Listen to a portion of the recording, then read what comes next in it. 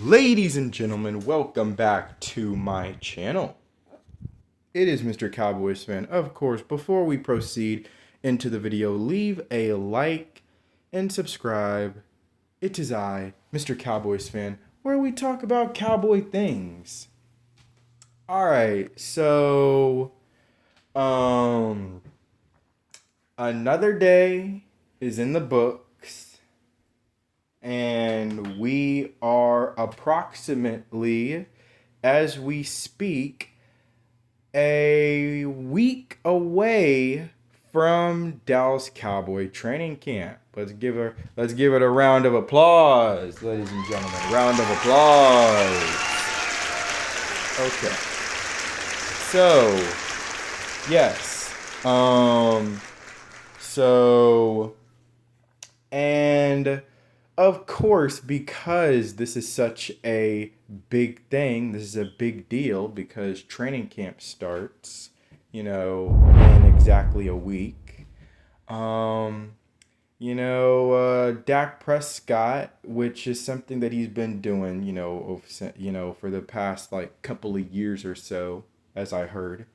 Um, and basically going on Dak Prescott like goes on a little bit of an offense weekend getaway, basically. Like just the offense, like the whole offense or something like that. Guys just go and join and unite and stuff like that, and get together and just like, of course, Dak, like working with his receivers. More on this in a little bit. Yeah, working with his receivers and stuff like that, and just the offensive guys, the offensive group just getting, together, because we know how important it is for the offense to gel together. All right. At the end of the day, this is football, and this game is about who scores more points than the other team. All right. Now, granted, I know you can say that about literally any other sport, but I'm just saying, like, literally, like football, like, this game is about who scores more points than the other team, and whoever scores more points wins. So, yeah, the offense being, gelling together is super important. So, mind you, I feel like you could almost say that this is the first full off season of Dak Prescott and Brandon Cooks, by the way, because mind you, I believe last year, if I'm not mistaken, we traded for Brandon Cooks in like June or close to July. So Dak and Brandon Cooks never got that full off season to really work with one another. Voluntary off season workouts, mini camp, OTAs. Like they never really, to my knowledge, ever really got to do any of that. All they really had was training camp, and of course, we've all seen the clips, from during training camp when Dak Prescott was connecting with Brandon Cooks for long 75, 80-yard touchdowns.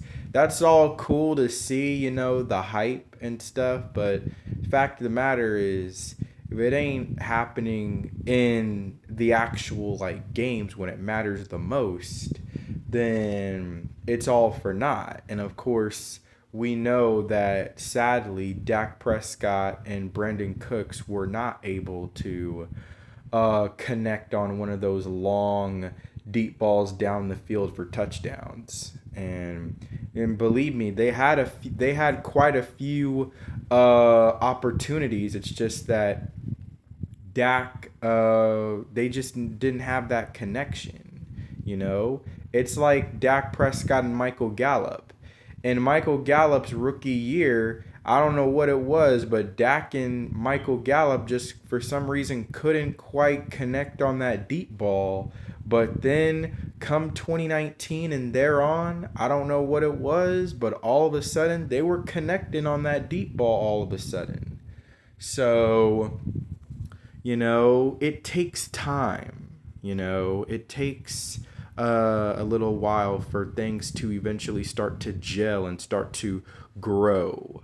So, this full 2024 offseason means so much for Dak Prescott and Brandon Cooks to really start to get things going, not just being able to move the chains and get little first downs here and there that we were seeing them doing, and touchdowns in the red zone. I'm talking about them being able to connect for explosive plays down the field is now the next step that needs to be able to happen. So, yeah, this offensive, weekend getaway is, like something that Dak has been doing, and it's huge as far as being able to have all the guys get together. And I saw, just like Cowboys fan talk, talking about the team photo or offensive team photo.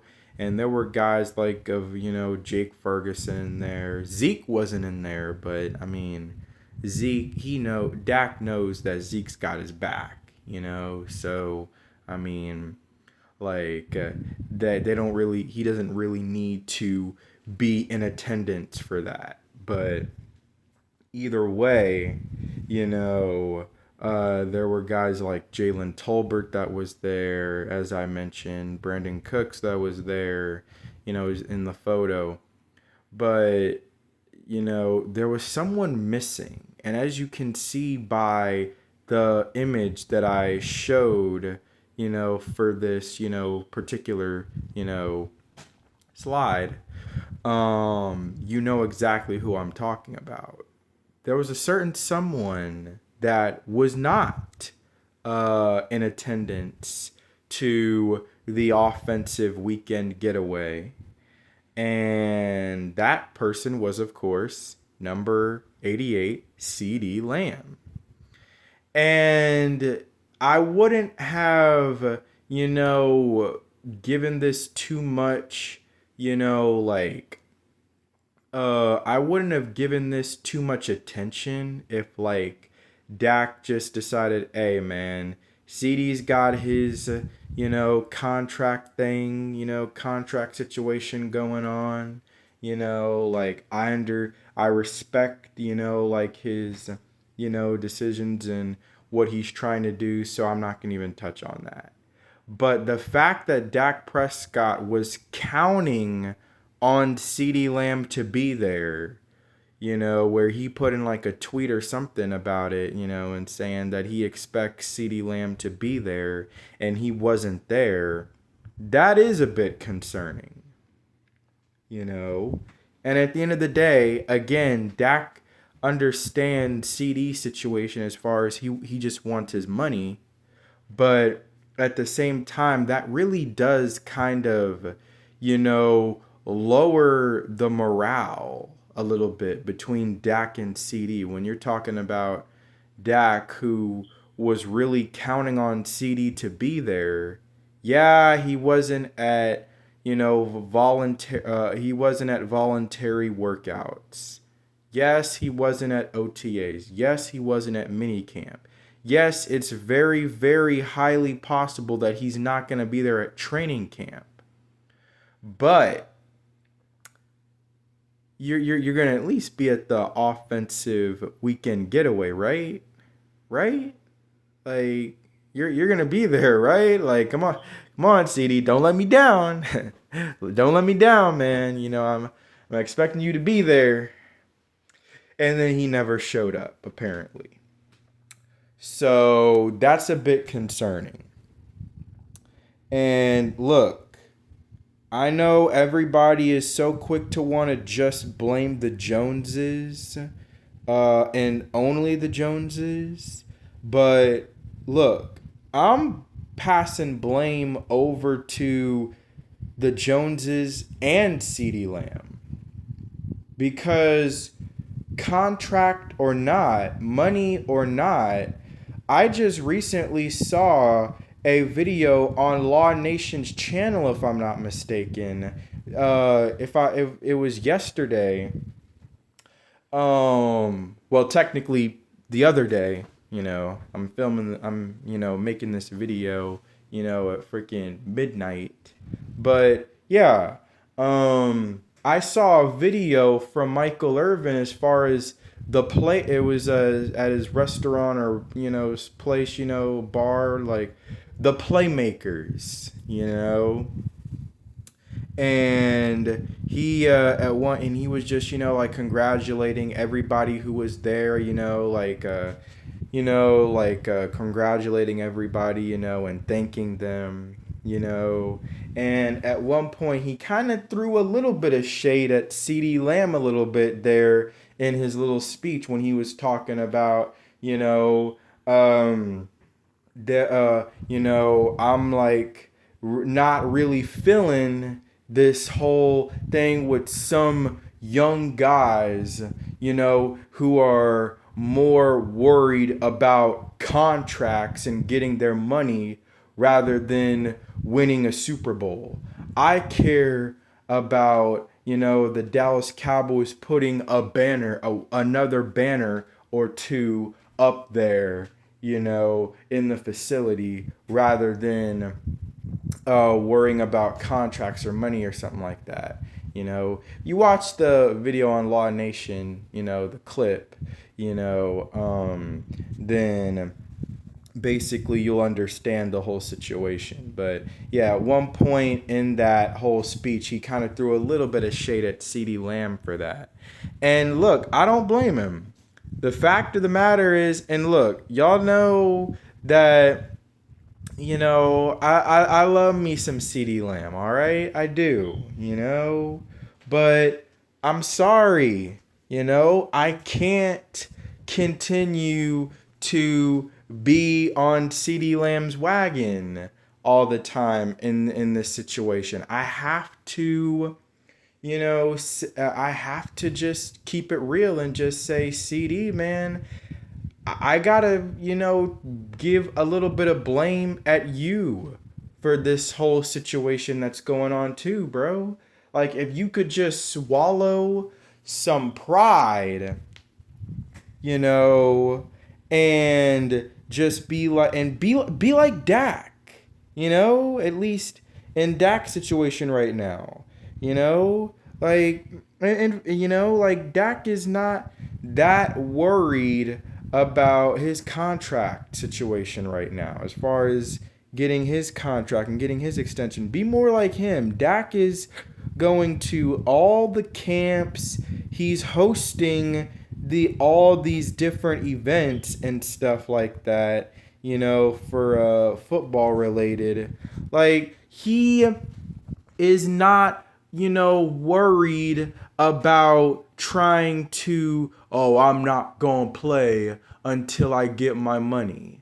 Like, he's not worried about that. That dude's worried about trying to bring title number 6 to the Dallas Cowboys, bringing title number 6 to Dallas. All right, that's what he cares about. Like, I'm like, understand. Like, you just, do you focus on getting yourself ready for the season? And I don't mean individually by yourself with some, private, trainer. I mean getting ready for the season with your guys, with your quarterback. All right. And guess what? The rest will follow.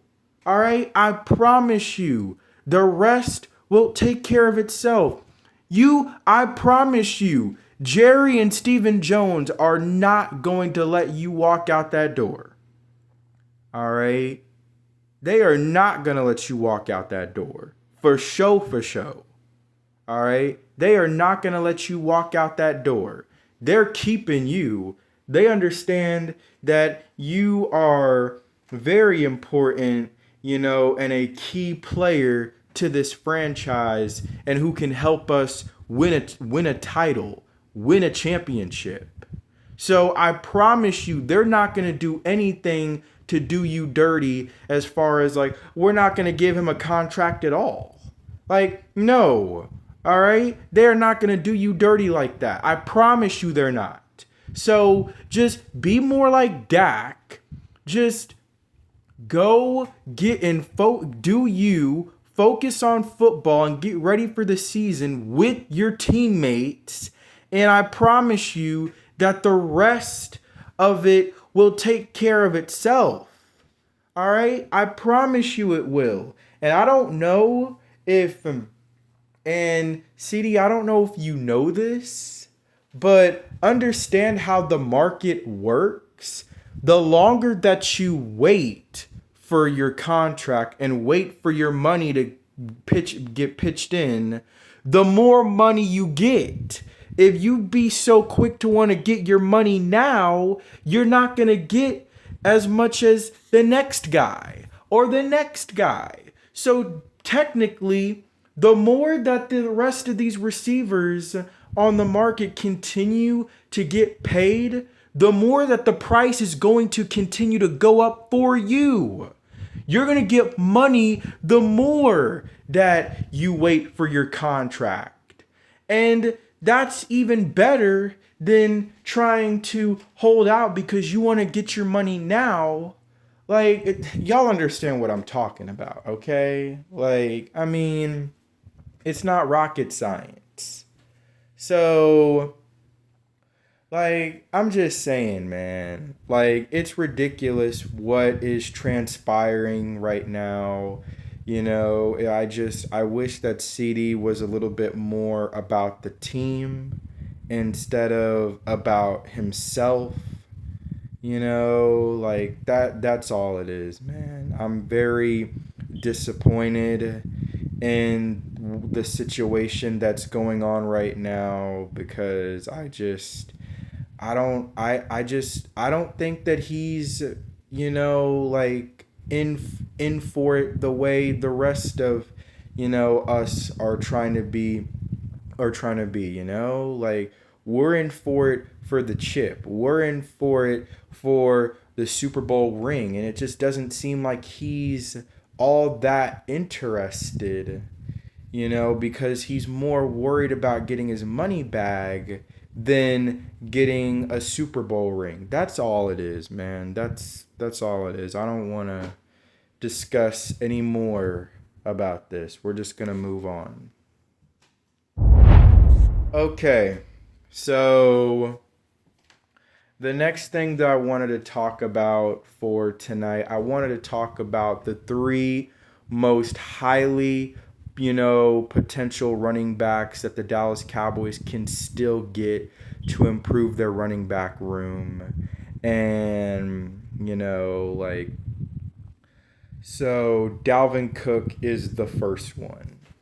Matter of fact, he's obviously the best one because he's literally a free agent. You could literally sign him right now, and understand this.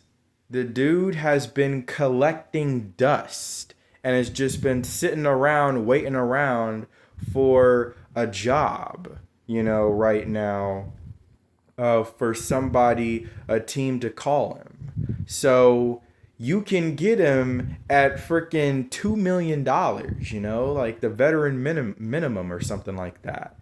You can literally easily sign him right now. So, take care of business as far as that, because that can obviously be a pretty good improvement to our team. And people are going to be like, well, last year he really fell off. Let me tell you something about what happened to Dalvin Cook last year. Last year, he was playing for the New York Jets, the first part of the season. All right. Number one, he's playing for the Jets. and their offensive line is horrible. Horrible. Brees Hall could barely bust a grape behind that offensive line. I mean, he did the best that he could, which was, okay, decent, pretty good. But, even he understands how much of a adventure it was to get 5 yards on every carry. Like that Jets offensive line was bad. It was. It was bad. It was really bad. And number two, he wasn't getting the ball. They weren't giving him very many touches. So that's it. When you put in the fact you got a guy who is playing for a really bad team on a really bad offense, on a really bad offensive line that he has to run behind. And then you add in the fact that he's getting very minimal touches, so he can't really get his mojo going. He can't really get any momentum, any rhythm going because he's barely getting, the ball, so he can't really, get himself warmed up because he's not really, getting touches. I mean, Emmitt Smith said it himself one time, give me the ball more. I'm not going to do anything with 11 carries. All right? I'm not going to do anything with 11 carries. You didn't draft me to, and you didn't draft me to get 11 carries. You drafted me to run the football, so let me run the football. Now, granted, Dalvin Cook was in a little bit different of a situation. Emmitt Smith was the leading back. Dalvin Cook was just supposed to be more of a change of pace running back. But even as a change of pace running back, he was still getting, very minimal carries. I mean, there were times that he was getting like maybe 1 or 2 carries for an entire game. And we're not talking about in Madden where you're playing like 3 or 4 minute quarters. No, we're talking about real life, 15 minutes per quarter, 60-minute ball game. And this dude was getting about 1 or 2 carries a game at times. I mean, that's ridiculous. Dude was talking about save me, because they weren't using him. They were practically holding him hostage. And then he goes to the Ravens where, he didn't really get much of an opportunity, again, because of, some guys who, look, they're younger and better, and better. So, I mean, wasn't going to get much of an opportunity to really step in the way, he wanted to when he went to the Ravens, come playoff time. So, I mean, it is what it is there, like what happened. But I know for a fact that Dalvin Cook has, still something left in the tank. I think he's got quite a bit left in the tank, actually. I mean, we're talking about a guy who's only 2 years removed from rushing for over 1,100 yards. And the year before that, he rushed for like 1,500, 1,600 yards. I know people are going to be like, why such a dip? Well, the Vikings, when you get Justin Jefferson, of course, they're going to want to throw the ball more. So, yeah, I'm just saying, this dude is just 2 years removed from being an 1,100-yard rusher. So clearly he still has, some productive years still left in him. And believe me, he comes to the Cowboys. You come to the Cowboys, anybody's going to want to run hard, playing for the Dallas Cowboys, especially with Dalvin Cook. All right, the dude was playing for the Jets. I mean, how much motivation can you really get from playing for a team like that, especially with the situation that they were in? Granted, I mean, Aaron Rodgers did get injured, so I mean, I guess he can't really control that. But I'm just saying, I mean, that offensive line was still bad nonetheless. Whether Aaron Rodgers was healthy or not. But and then he goes to the Ravens where he just never really got much of a chance. So he comes to the Cowboys. Oh, believe me, I think he's going to get a far much more large amount of opportunities, compared to what he was getting with the Jets and the Ravens. All right.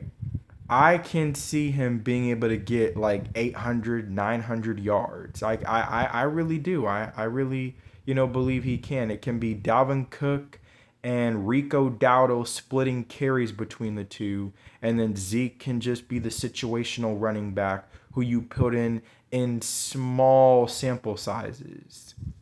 But Dalvin Cook and Rico Dowdle can be the ones that really make the running game go.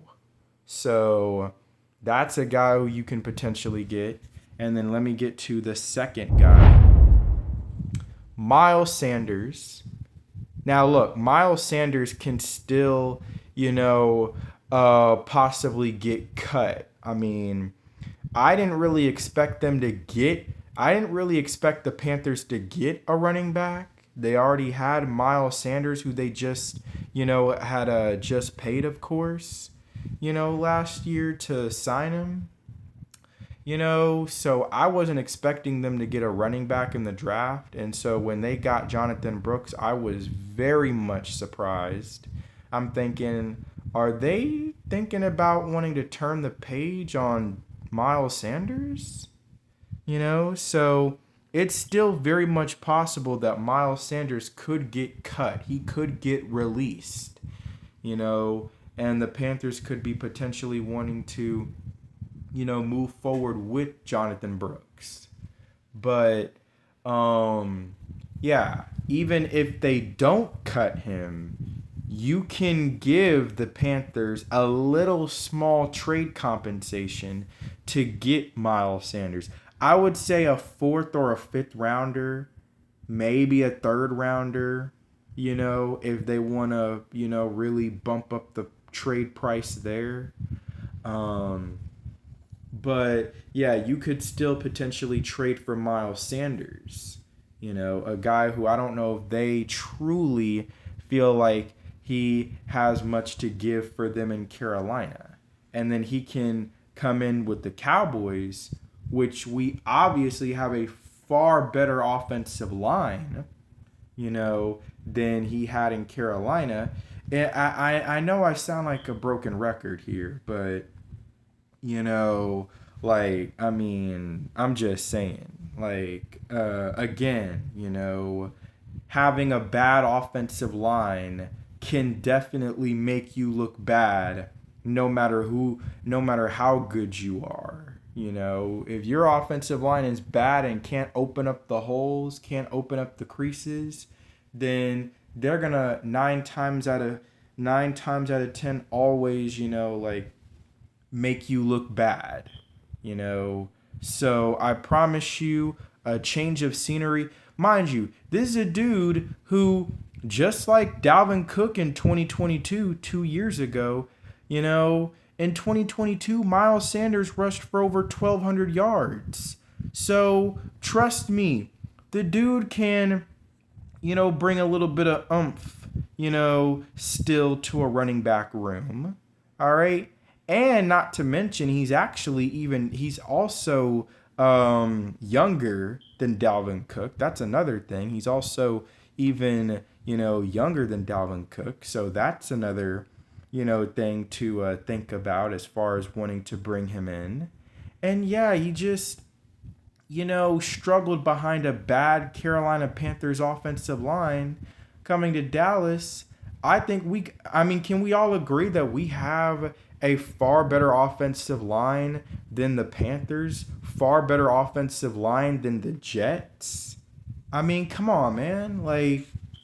I think that, those guys would be able to serve well running behind this offensive line. So bring Miles Sanders in.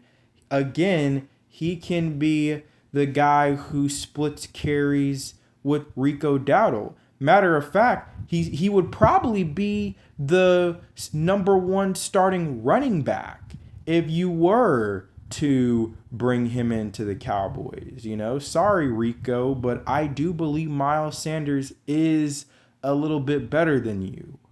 So, like, I'm just saying, so they would split carries, and Miles Sanders would be getting majority of the carries, and I think he would prosper with it. Running behind this offensive line, I believe he can easily get 1,000 yards or at least close to it. But either way, yeah. So that's my take on Miles Sanders. And what he can do for us. And then the third running back is Dameon Pierce. Dameon Pierce, not exactly the same similar situation as, with Miles Sanders and Dalvin Cook. Like the Texans actually do have a pretty dang good offensive line, I will say. They do actually have a pretty good offensive line. But it's just that Dameon Pierce he kind of got, he became chopped liver, at one point, with the Houston Texans. He just became chopped liver and became a sitting duck in the Texans running back room. Had guys like Devin Singletary who they had more confidence in. I just feel like with Dameon Pierce, yes, he's had maybe a couple injuries, but he's still very much, still way too young to think that he's washed. Mind you, don't forget that this is a guy who very much could have been the offensive rookie of the year in 2022 if it wasn't for the ankle or foot injury that he suffered, near the end of the season. If that didn't happen, he was very much more than likely on his way to being offensive rookie of the year. But unfortunately, he got hurt. And the next season, he just never really got back up to full speed last year. And add in the fact that the Texans their offensive philosophy changed. When in Dameon Pierce rookie year, they ran the football. And granted, they had no choice because Davis Mills was their quarterback, was their quarterback that year. So, yeah, Dameon Pierce, they were willing to ride the wave with Dameon Pierce running the football with him. But then the Texans drafted C.J. Stroud with the second overall pick. And you saw what C.J. Stroud was, starting to do for the Texans. And, he started making moves and making pushes for that offense. And it just kind of changed for Dameon Pierce. They became more of a pass-oriented team. And his touches were starting to go down, down, and down.